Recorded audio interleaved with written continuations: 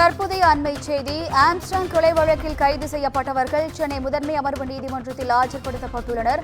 கூடுதல் விவரங்களை செய்தியாளர் சுப்பிரமணியன் வழங்க கேட்கலாம். வணக்கம் சுப்பிரமணியன், கூடுதல் விவரங்கள் என்ன?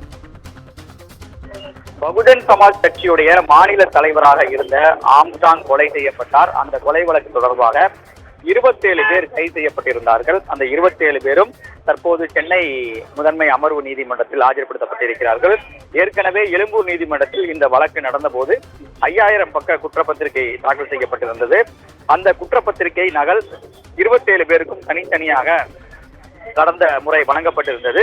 அந்த வழக்கு சென்னை முதன்மை அமர்வு நீதிமன்றத்திற்கு மாற்றப்பட்டிருக்கிறது. அந்த வழக்கு விசாரணை இன்று வந்திருக்கிறது. அந்த வழக்கு விசாரணைக்காக கைதான 27 பேரும், அதாவது ரவுடி நாகேந்திரன் உள்பட மொத்தம் 27 பேரும் சென்னை முதன்மை அமர்வு நீதிமன்றத்தில் தற்போது ஆஜர்படுத்தப்பட்டிருக்கிறார்கள். பலத்த போலீஸ் பாதுகாப்போடு 27 பேரும் ஆஜர்படுத்தப்பட்டிருக்கிறார்கள். வழக்கு விசாரணை என்பது தற்போது நடந்து வருகிறது. விவரங்களுக்கு நன்றி சுப்பிரமணியன்.